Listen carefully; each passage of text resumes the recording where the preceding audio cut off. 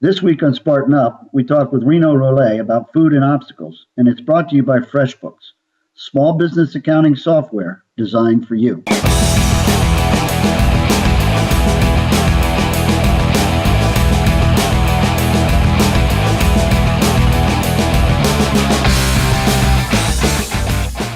We are here in Pittsfield. It is still raining, for those of you wondering if you should get a flight or drive up.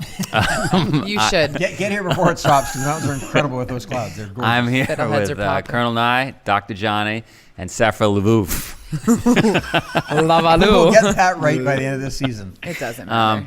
We have some Boku Superfoods here, and we're going to be talking to Reno Rolle. Is that the proper pronunciation? Yeah. What is a superfood, Safra? I would you know what? It's kind of like asking what's an invasive species or a native species, because obviously it's almost identical. any of the indigenous foods that you can forage or wildcraft or harvest, right? They have just a huge power pack of nutrients in them. The wild edibles are going to be a lot more nutritious than anything that you're cultivating, because you're only putting NPK, nitrogen, potassium, and phosphorus. Don't interrupt you. Oh, I could keep going on this for a while. I'm like in my own world. Let's have Reno tell us what a superfood is. Oh, let's have Reno tell us what a superfood is. Did we already introduced ourselves? All right, let's go. So we are here at Spartan Up the podcast, behind the scenes at Spartan Race Malibu 2014 with Reno from Boku Superfoods. And what's interesting about Boku Superfoods is I started on them, about 8-10 months ago? Maybe more. Yeah, I think it was more than that, yeah. Right? And I was always 5'10" most of my life. I am now, how tall are you? 6'3". I am now 6'3". See, it works. It really works. So the whole show is about what makes you successful. Food is clearly a component, right? You've got to eat right, you've got to exercise. Let's talk about Boku. What's the story there? You know, Boku's a company that really began back in '95 when our son, Reno Jr., was diagnosed with attention deficit disorder. And the doctors wanted to prescribe Ritalin and put him on a prescription drug, and we just weren't into that at all. So we consulted with a naturopathic medical doctor who recommended superfoods. This was '95. I had no idea what a superfood was, but we began the process of exploring, found this superfood product, started our son on it, we started taking it, saw immediate benefit. And that was what year? 1995. And in '95, you were 65 years old. Yeah, look at you. Look how good you look now. Right? Thank you. Yeah, once again, it works. No, but you know, it was it really did ignite a passion within us, and began us on this journey to learn more, because it was, you know, the first time we'd really considered looking at nutrition as a way to approach a challenge like, you know, focus or attention deficit, and we started seeing benefits like energy and skin clearing up, and we never got sick, and so we stayed on this superfood product. Unlike our producer here, you know, who's sick right now. Say we got to get you on some superfood. But no, it really did open up a whole world to us, and we started to explore more. Fast forward to 2005, I had a little success in the book publishing world. And Lynn and I decided, hey, let's pursue this dream of ours. Let's create the greatest superfood ever. And so we worked for about 2 years. I mean, tirelessly grinding away, creating the brand, creating the formulation. Literally grinding too. I mean, really, yeah, right? Grinding, you know, raw fruits and vegetables ingredients, and testing them. Who was it? Was it Aristotle? Who was it that said, make food your medicine, medicine your food? Hippocrates, the father of medicine. Yeah, exactly. Let food be thy medicine. And you know, it couldn't be more true. Beyond performance, you know, the health-forming benefits of superfoods, and we see it all the time. I mean, if we shared the stories that we hear every day from our customers all over the world, you know, we'd probably get thrown in jail because we can't make those kinds of claims. But it's the kind of thing, when you hear it, it gets you out of bed in the morning, it keeps you fired up, and it you know, sort of confirms that you're on the right path and doing the right thing. So we hear that a lot as we do these podcasts, right? You've got to find your passion. Clearly you found your passion, but you got to do something good. It's not about the money, it's about doing something good. The money comes. Yeah, right. You know, I'm so glad you said that, because I've been an entrepreneur all my life, right? I was very fortunate. Was nominated Ernst & Young Entrepreneur of the Year, Lynn and I both, in 2014. So I've been at it, you know, kind of like you. I mean, we have a similar background. Our first date, my wife and I were selling fireworks out of the trunk of our car. Right. I sold Christmas trees for 9 years. Right. You know, I know we have some of these things in common. And you know, when we started Boku, it was completely different, because when we created our mission statement, it was all about positively impacting people. It had nothing to do with money. We knew we had to make the best product in the world. We had to create the best, the highest possible customer experience. And I believe that's what really sort of underscores our success. It's really what validates us. It's the fact that we don't have money out front, and the success has come as a result of that. I really believe you're that. authentic, Yeah, right? You guys are authentic, and you're doing it for the right reason. Let's take a break. We'll go have some superfood, and we'll come back. Nice. All right, good, perfect. I hope you're not sitting still while you listen. If you are, you better get a burpee break in. Hey everybody, it's Colonel Nye here, and I want to take a quick moment to talk to you about FreshBooks. FreshBooks is small business accounting software that I use in my own small business. It's easy and intuitive to use, so even an old colonel like me can find my way around it pretty easily. FreshBooks does the math for me. All I have to do is enter in the numbers, and it tabulates it automatically, and it lets me know when my bill has been received and when it's been paid. FreshBooks is offering a month of unrestricted use to all of our listeners, totally free right now, and you don't need a credit card for that trial.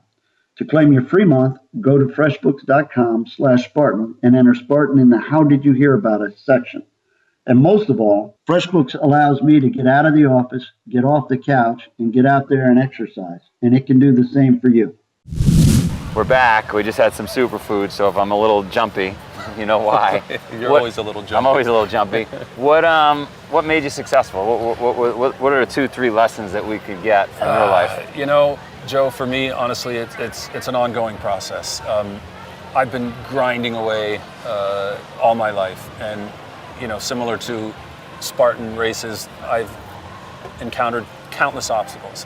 And to me, a big part of it is understanding the process and accepting that obstacles are a part of life. You know, I don't have the benefit of a great education. I did a semester in college.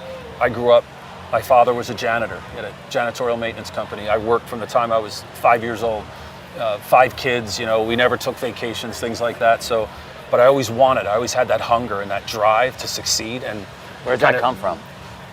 You know, probably the fact that I had nothing growing up and I wanted everything. Yeah. And you know, again, I always looked at these challenges as opportunities to grow. And not at first. I mean, like everyone, you know, you get knocked down and, you know, you kind of toy with the idea of staying there for maybe a second. Sure. And then, you know, you figure out pretty quickly that you can do pretty much anything, that these things are there for a reason and you can overcome. I mean, I'll tell you a quick story that was sort of transformative for me. It was one of my first trips to Jamaica, 1986, and we were in Port Antonio, Jamaica, which is on the east coast of the island, and it was an area sort of discovered by Errol Flynn, you know, back in like the 40s, you know, when he was a swashbuckling Hollywood movie star. And so it's kind of, you know, undiscovered still. It's a really quiet corner, but one of the things that he did was create this rafting ride down the Rio Grande as like a tourist attraction. He'd go up there and ride the banana rafts down the river, and later it became really popular. So we were there. You have to, you know, ride in a van all the way up into the mountains, and you jump on this raft and you cruise down. The idea is you get down to the bottom of the ocean, you get back in a car, and we were going to drive. We had a beautiful villa, and we were going to head back to the villa and have dinner and have drinks and relax. We had a beautiful villa right on the water. And we made it like 100 yards out onto the road, and there was the most massive traffic jam for as far as you could see. And this is Jamaica. The roads are like skinny, right? For as far as you could see, cars are stopped in both directions. And I'm like, man, what's going on here? So we park the car, we pull over. There's just all these cars stop dead, thousands of people standing around, you know, everybody frustrated, wondering what's going on because everyone has some place to go. So we decide we're going to walk and find out what the cause of the traffic jam is. And we walk for a little ways, and it's funny, I spot this blue Volvo in the road. And at this time in Jamaica, there were Ladas. First of all, there weren't, you know, any of these Japanese cars, or, you know, there was Russian Ladas and Ford Escorts and Cortinas, right? Well, I see a blue Volvo, which was very unusual. And someone had mentioned to me, Errol Flynn's wife, Patrice Wymore Flynn, drove a Volvo. I don't know where I heard this, but I thought, wow, I wonder if that could be Patrice Wymore Flynn, Errol Flynn's wife, right? And I see she's got I see white hair, so I know it's a white woman. So I approach the car, and I just lean in, and I said, pardon me, are you Patrice Wymore Flynn? And the woman turns at me, and I knew instantly it was her. I mean, she's probably at this point 75 years old, but beautiful. Like these beautiful blue eyes and just striking, right? Clearly on superfoods. Clearly on superfoods. So she looks at me and she says, in that old like Hollywood dialect, why, yes, I am. Like this, right? And I was like starstruck. And I'm like, wow, I heard all about you. I heard about Errol Flynn, and I knew, you guys came out here and had Navy Island and all this. And so anyway, we start making small talk, and I invite her. I said, look, we're just going to walk and see if we can find the cause of this traffic jam. Would you like to join us? So she says, yeah, I'd love to, right? So she gets out of the car. We're walking down the side of the road.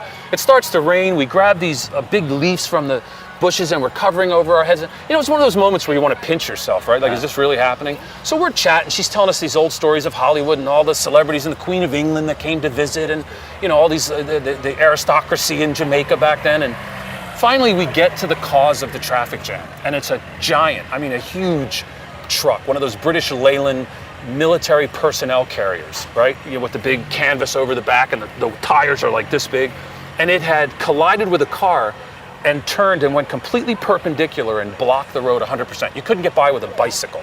And at this point, it had to be 1,000 Jamaicans buzzing like hornets, right? They're just like pissed off, and what are we gonna do? And I'm thinking, we're completely screwed. If there's a record big enough to move this truck, it's in Kingston, which is 3.5 hours in that direction, or Montego Bay, 3.5. I'm like, we're here for days. And I'm not gonna get my lobster dinner. I'm like, what are we gonna do? So it was an obstacle, right? And so right away I start thinking, how can we overcome this? What can we possibly do to move this goddamn truck out of the way and free up the road?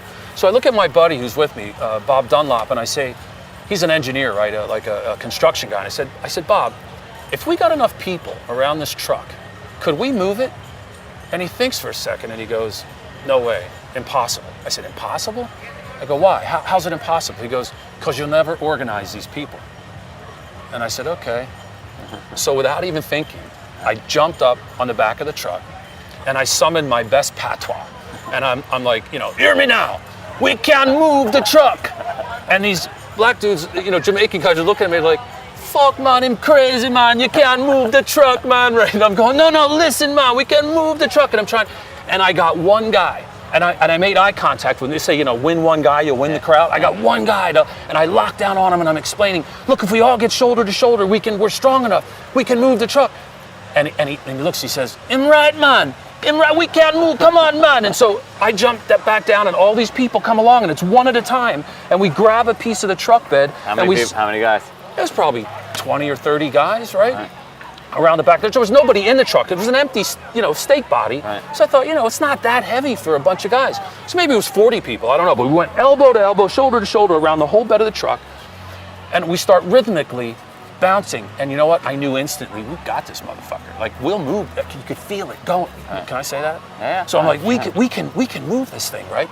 So we start bouncing. And we're like, 1, 2, and it moved. And then the feeling, Joe, honestly, when the people got that first taste that the truck was going to move, all these other people run up and start trying to sneak in, and we picked this thing up, and boom, boom, boom, and we bounced the truck right out of the road. And I will never forget, as long as I live, that sense of triumph, that sense of accomplishment. And it wasn't just me, it was everyone, and the entire crowd ignited, with this sense of, oh my God, we've overcome, and we moved that truck and we freed up the traffic. And had we not done that, it would have been days, right? But that's just one of these examples of experiences in my life where put your mind to it, it gets done. Right? Exactly. When you look for ways to overcome and you don't quit, and you have this mindset, this sense of knowingness that we can do it. And those are the kinds of experiences, I'm sure you've had them, where life changing.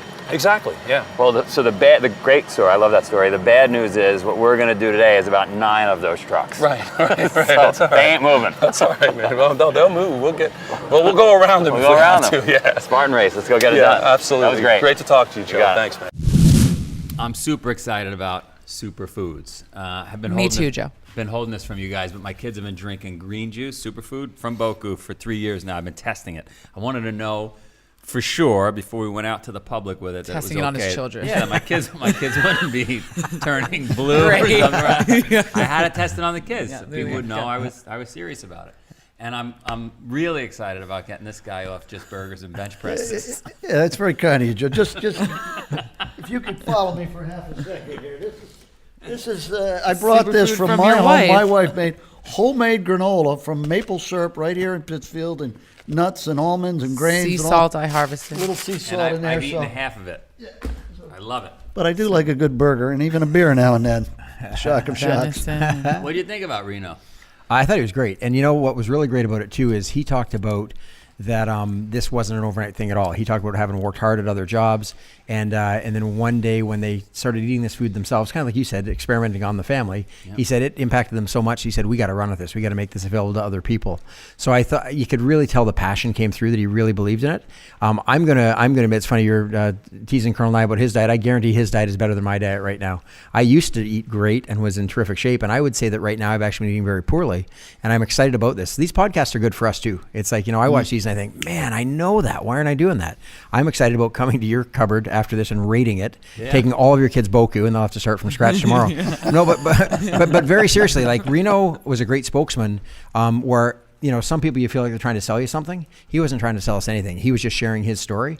And I'm honestly going to race out and get some Boku Superfood because I want to get back to that feeling of vitality. I invite you to forage some of your own. You know what I mean? And also, I'm going to forage Joe's. Oh, you forage Joe's? Exactly. We're going to go foraging the Senas. They make it easy these days. No, I mean, okay. The thing I love about Boku is his motto is your planet, your health, your superfood. And what I loved what he said is he says like, I'm starting a business, but it's for the greater good, then the money comes. And I think when it's something like health and nutrition, something that we're so far off kilter from, wild foods and wild edibles, is foreign as it seems in our modern culture, is the most nutrient dense, most beneficial, most delicious foods are out there. So superfoods is kind of a broad term. He's got the medicinal mushrooms in there. Mushrooms are amazing I'll use a lot of big words, but mushrooms are great. Micromediation, great for your body. All of these like golden berries, all these amazing berries that are just out in the forest and are not being protected and need to be harvested and cultivated responsibly. This guy's doing it. He's bringing it to the public in a way, to all these racers that can really get really great nutrition. And that's your fuel, your shelter, your everything is right here in your body, So zone zero. We've referenced Rainy Pittsfield. Would there be moral mushrooms and good things out there? Oh, this is glory be the day. Can't wait to go to the forest because this is when all the fiddleheads are coming up. We got ramps coming out right now. Right now from a forager perspective, basswood leaves, there's leaves of trees, black locust flowers. Vermont doesn't have so many black locust trees, but right now is just the glory days of foraging, but all times during the year. So I'm feeling very lucky. I have a friend and podmate who can take me out and teach me how to forage, and I'm actually serious about that. I'm going to make you take me out in these woods and find you some food. When we go, but the great Colonel thing about Nye and I are going to go for lunch at the general store. You guys are going to go in the woods. Later we'll see who's hungry. But it is interesting. Getting back to Boku, we do live in a society where most people aren't going to go out and do that as much as we'll encourage them to. It's phenomenal that they have other options, that it isn't just pizza and Pop-Tarts, that in fact there are people making the next best thing to go out and foraging. But Joe, I have something to say about that. Oftentimes, if you eat a plate of foraged food, and I get that not everyone lives in a place where that's possible. Define foraged, actually, just because there will be some people who know what I mean. Okay, so forage is when you are lucky enough to be in your pristine wilderness or forested woods, and you are 100% sure that you're identifying the plants properly and not eating the poisonous plants. And a forager's credo is right time, right place, right plant. So even though something's edible certain times of the year, other times of the year it's not. So there's a lot of things that you need to know. But what it is it's going out to the wilds and sustainably and responsibly harvesting it. Like when you take ramps or ginseng takes 10 years to mature. Ramps, you don't take the roots out or it doesn't grow back the next year. There's a lot to know. There's a lot of mentoring that needs to happen. But most of the weeds that you'll pick up out of your garden, the purslanes, the lamb's quarters, those are free spinach and super mineral rich. And there's a thought that the herbs and the plants that you need grow where you need them. So oftentimes all those weeds you're taking out of your garden are the best foods you're growing. So I don't know if that helps answer. No, that's the short version. I get it. There's communities and people that are into it wherever you are. So just look up foragers. One thing I learned here on the farm, sorry, keep that thought for a second, was that when we didn't properly work the soil, in other words, didn't have all the proper nutrients in it, that the plants didn't grow as quickly. And so quickly you start to learn, wow, all that process, we're plants, right, in this analogy, and the processed foods, the stuff coming right out of the boxes in your kitchen, are not the same. Farmers are ultimately soil growers, right? That's what they always say, because when you have epic soil, then you can grow, you create the ecology, just like what Spartan does, right? It creates the ecology, it creates the soil to have the pioneer species, have people come in, start it, love it, get it, and then it goes into succession. Like a forest grows up, the shrubs become trees, and all these people come back and are able to build that ecology of resiliency or, Sparta. What were you going to say? Right, before we go, all I was going to say is, if you're looking for a job, and I was Boku Boku. Bucks? Superfoods, Sorry. I might be wanting to talk to you. If only we knew They're her lovely last. If people. We met only them we in knew her Fort last name, so we could help them get a hold of Sephra I've met that. No, he's a I mean, lovely it's- person, and I love what he's doing. Lavouge. I will introduce So I'm at Lavouge at Foraging Wild. Hopefully, you'll find her with her doesn't helicopter flying boyfriend Thank you, in Johnny. the wilds. As long as he's a forager and can harvest. So where should people come? To find show notes, video, and audio from this episode, please come visit us at SpartanUpPodcast.com/085. Thank you for listening to another epic story of success. Follow us on Twitter at SpartanUpPod. Special thanks to our podcast sponsor, FreshBooks. To claim a free month of service, go to freshbooks.com/Spartan and enter Spartan in the How Did You Hear About Us section. The Spartan Up Podcast is brought to you by Spartan. To find a race near you, visit Spartan.com.